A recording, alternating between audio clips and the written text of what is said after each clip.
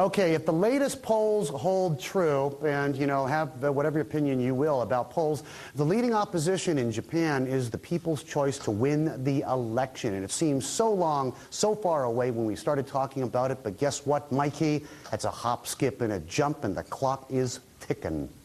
That's right, Bernie. End of this month, people are voting in national elections, and a survey by the Nikkei newspaper and TV Tokyo today gives the Democratic Party of Japan 43% of the vote, 3 percentage points higher than the previous poll, 26% backing the LDP. The DPJ is also winning support from the business community. Corporate Japan's made sweeping changes in recent years to deal with a rapidly shifting business environment, and executives say that the people who run the country need to do the same. 4 years ago, Sony appointed its first non-Japanese chief executive officer. Howard Stringer forced departments to work together and removed executives who blocked him. Stringer's colleagues say politicians could learn from Sony. This is a huge election that will determine the course of Japan. Things have to change. Japan has a lot of problems. The ruling Liberal Democratic Party's $260 billion of stimulus spending hasn't pulled Japan out of recession.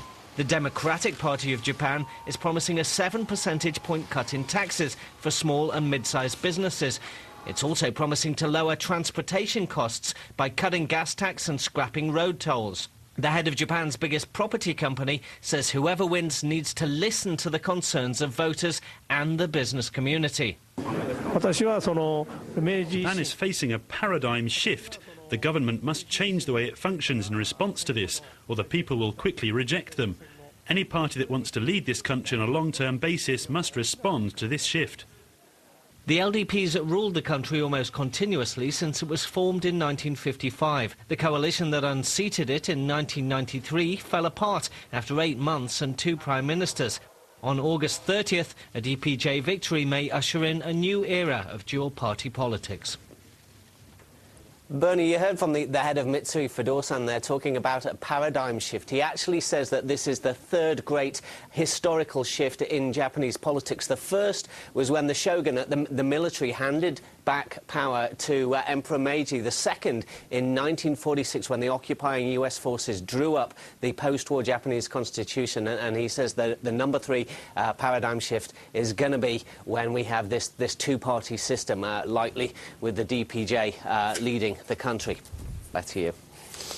Well, plurality is never a bad thing. Give people a choice. Sometimes change for the sake of change can do amazing things, it seems. We'll watch. Still some weeks to go, Mike. And momentum with the DPJ, as he just said.